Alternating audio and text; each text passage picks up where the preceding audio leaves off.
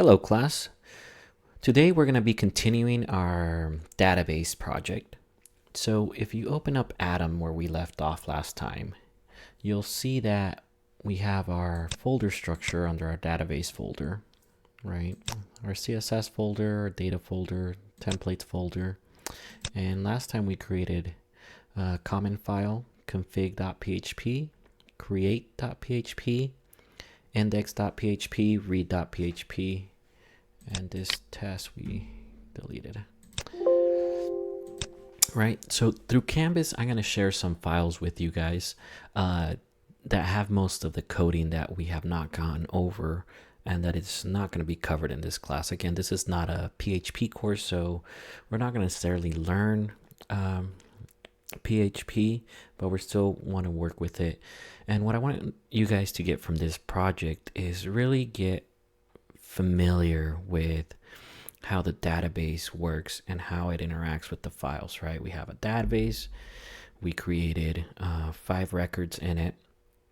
And now the first thing we're going to do is we're going to want to connect to that database and retrieve data and insert data, right?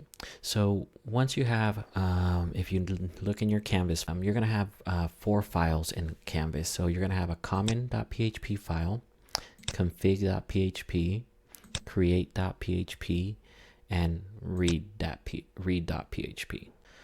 So you're going to have these 4 files, and we're going to modify config, create, and read.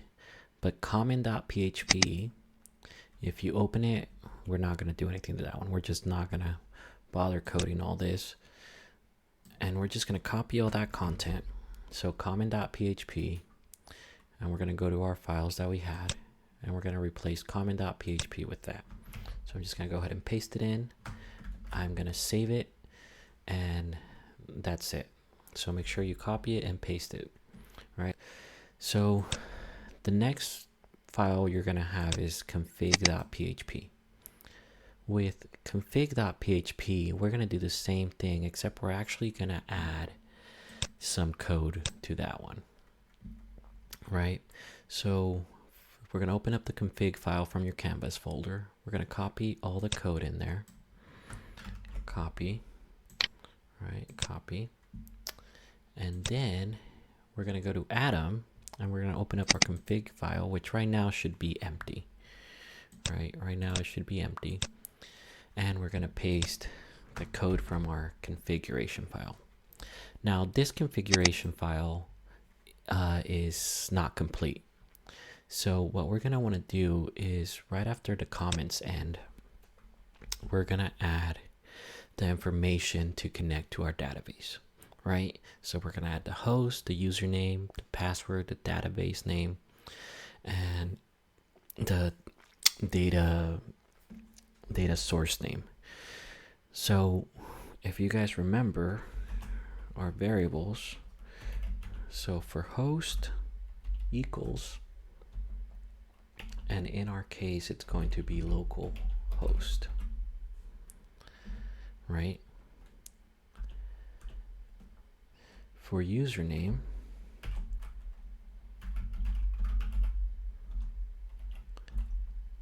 it's going to be the database username. In my case, it's going to be Fluence w_s data.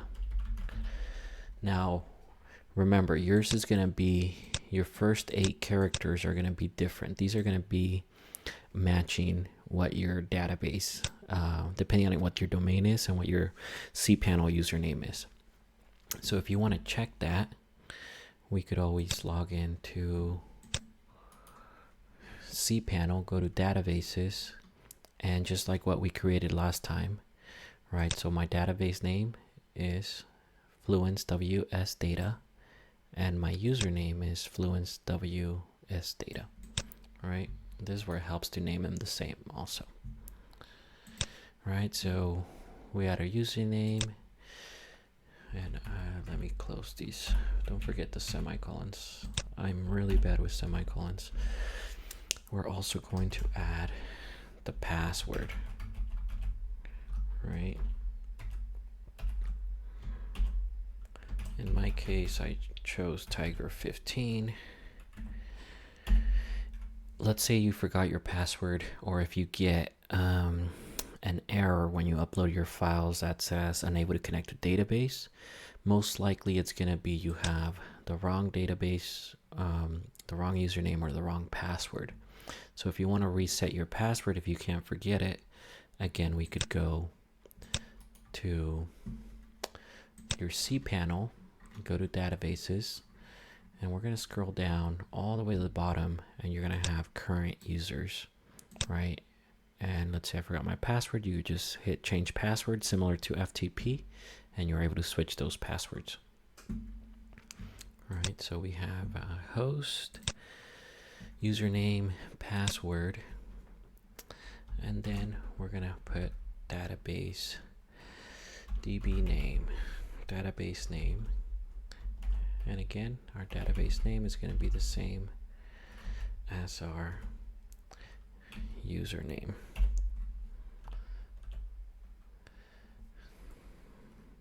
And then we're going to have our data source name, DSN, equals MySQL host equals is going to be host, and DB name equals DB name, right? And we're going to put this in quotations. So data source name equals MySQL semicolon host equals variable host semicolon. Actually, this is a colon and this is a semicolon. And then DB name equals $ DB name, right? And closing semicolon. And I already included the array in there for you guys. And what we're going to do is we're going to save this config file, right? Second, we're going to look at our read. So we're going to open up our read file, which right now is just empty, right? And we're going to go to the files from Canvas, and we're going to open up our read, right? So this is how your Canvas file is going to look. So I'm going to go select all, I'm going to copy, I'm going to go back to Atom, and under my read file, I'm going to go ahead and paste that in. Now, again, I provided most of the code, but we are going to add some of the stuff that we have already learned. So this read file is attempting to connect to the database, right? So what we want to include is we want to include the database login, the database username and password. So we want to require the config file, right? We just edited the configuration file. This has all the information. We store all the information here so that if, you know, the password changes or database changes, we don't have to change it all across on different pages, right? So on our read page, you'll see a comment that I have here. Don't forget to include config.php. So in this case, we're going to do, and instead of include, you guys notice we're already including our comment file. And it says require. So require instead of include. What's the difference? We've learned about include. So the difference between include and require, they do the exact same thing, right? They bring that file in. But require makes sure that that file has to be there for anything else to run, right? So this script is not going to run because, you know, if it can't find common.php, it's just going to error out right then and there because nothing else is going to work. So at this point, there's no point in running this file if we don't have config, right? So we're going to go require, right? Config.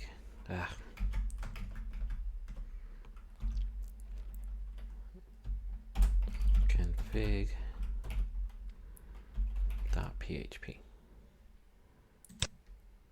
Right, so it's going to bring our config file with all our connection information, and it's going to bring it in, semicolon.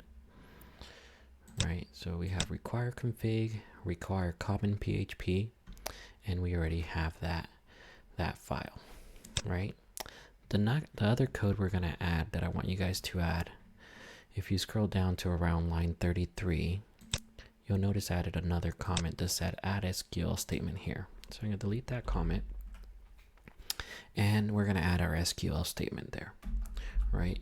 So I don't know if you guys have taken a database class, but pretty much this SQL statements are a big part of databases. So in this case, we're going to do a simple SQL statement.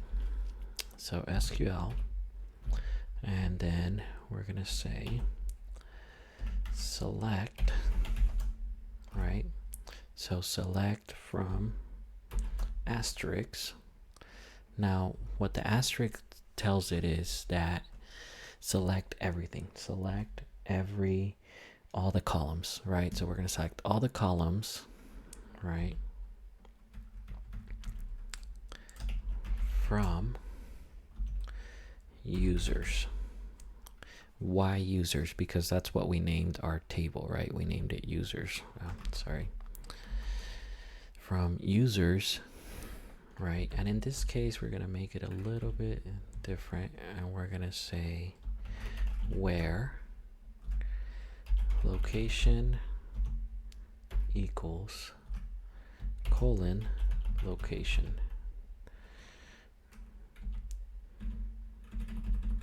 Right, so we're going to close that select statement. Right, so make sure it's in parentheses. Right, select from asterisk, and you with the asterisk by doing shift 8 from our users database, where our users table, where location, a nice misspell location, equals location, right? Because later on right here we have a form, right, where we're going to be putting in the location, and it's going to retrieve all the users, right?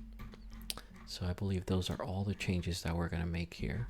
So we're going to go ahead and save this file, right? And we're just going to leave it there. So let's go ahead and upload both of those files to our server. I am already connected to my server here, but we're going to go ahead and upload and test what we've done so far, right? We don't want to get further ahead if we're not even able to connect to the database. So we're going to take the common file, the configuration file, and the read file that we've recently updated, and we're going to go ahead and upload them. Also, make sure you're inside your database folder, or inside the folder that all these files need to go into, right? So now let's go check out our website. I'm gonna refresh. So here we have our simple index file that we created, and I'm gonna go ahead and try and test the read file, find a user, right? So if we hit read, perfect, find a user based on location. So let's see if it connects and if it finds our user. So I'm gonna see locations, and I have my PHP, my admin here, to check that everything's working correctly. And I don't remember which locations I added. So Selma, Fowler, Fresno, Reedley. So we're gonna say, tell me the users in Selma, right? And perfect. And it shows us 2 records. And again, it pulls all the columns. And 2 records Selma, so Junior Williams and Pedro Martinez. So Junior Williams, Pedro Martinez, perfect. So our database, our find results are working perfectly. All right, so far we're doing good. Again, if you get any errors, most typical errors you're going to get are unable to connect to database, or you're going to also see it's mostly going to be just a typo. You forgot closing semicolons. But if you're unable to connect to database, again, just go back to Atom on config.php. Make sure all your data is correct. Your username, your database name, your password. If you need to reset your password, go ahead and reset your password. But so far, so good, right? So now the next thing we're going to work on is the other file on Canvas, which is going to be the create, right? So this create file, we already added 5 records to our database using phpMyAdmin, but obviously that's not the whole point of databases, is so that we could collect information automatically or enter them through an interface like a web form or a website. So again, we're going to open up create PHP from your Canvas files. We're going to select all, copy, and we're going to go to Atom, and we're going to open up create, and we're going to paste all that code in there, right? And again, I provided most of the code for this create file. The only thing that we are going to need to add is going to be, if you're going to scroll down to around line 94, right? And it's going to say add the input fields for the form, right? And go ahead and get rid of this comment line, that way it doesn't interfere, right? And you notice that we have the form here for us to be able to enter data, but we only have the labels. We don't really have the inputs. So we worked with plenty of inputs, so I'm going to have you guys put in the inputs. But first, I'm going to go ahead and save this file, and I'm going to go ahead and upload it as well. And let me see if it lets us preview it. I'm going to refresh, upload, create. So if I'm going to refresh my database, if I go to create, you notice we have simple database, add a user, but we don't have any form fields. We just have the labels, right? So for this file, we're going to add the inputs. So we have form method post, and then input name, okay, and then we have our label for the first name. Under the label for the first name, we are going to add our input for the first name, right? So we're going to go input type text, and then we're going to give it a name equals first name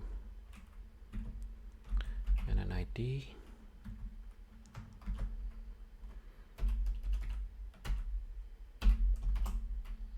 Equals first name. All right, and you guys got to make sure that this first name is exactly how it is. Don't switch it up, because that's what we named. That's what the form is going to be looking for, those variables.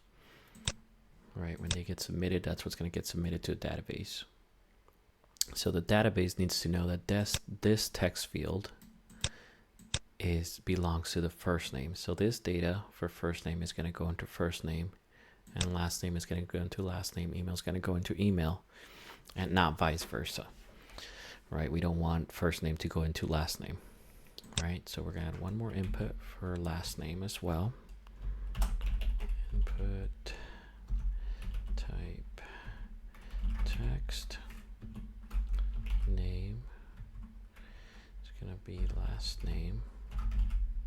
All right, ID equals last name.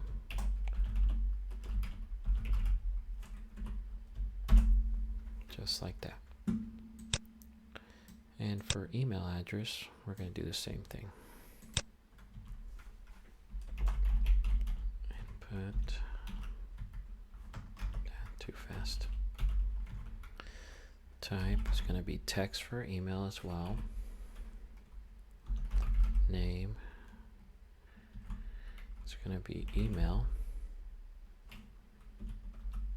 And ID is going to be email as well. Right. Finally, for the age, same thing. And for these, I'm just going to copy and paste. If you copy and paste, just don't forget to change the variables. All right. So input text, and input type text, name, it's not going to be email, it's going to be age. And ID is going to be age. Same thing for location, input type text. The name of this input field is for location. And ID is going to be location as well. Perfect. And we have our input type, submit. So we have our button there. Everything's good there. I'm gonna add a break here. That way that back to home is a little bit further. We save it. Let's go ahead and upload it. So I go back to FileZilla. I'm gonna refresh. I'm gonna select my create file. I'm gonna hit upload. And then I'm gonna go ahead and refresh this file. Perfect. Obviously, we are gonna be able to style this form later, but for now, we're just making sure that everything works. So let's try it. So we have first name. Let's add a new field. Elizabeth Garcia. And email address garcia@gmail.com. And this is going to be 19 years old. And she's gonna live in Parlier. So we hit submit, and it gives us our message, Elizabeth successfully added. Right? So let's go log into PHPMyAdmin and see if we actually have a new record. So right now we currently have 5 records. So I'm gonna go ahead and refresh. And there we go. We have a new record, Elizabeth Garcia, 19 from Parlier. I'm gonna go back to home and test the read user, and let's see if it pulls it as well. Perfect. There it is. We have our record. So you guys know how, again, very simple database exercise, but this is literally how most dynamic websites are working today, right? We're either pulling most of the information that is stored on the database. We're able to pull it through a simple SQL statement, whether it's a blog post, images, or other content. And then through CSS, we can style this later and make it look like a full dynamic content management system or dynamic website. Perfect. To submit this assignment, what I want you guys to do is to submit the link to the home page of your database. In my case, it's just database. Yours might be databases. Anything that gets me to this index file, right? And what I'm going to do is I'm going to start off by testing the database. I'm going to go to create, add a user. I'm going to add a new user with a unique location. And I'm going to go ahead and then go to the read and try to retrieve that user from the same location.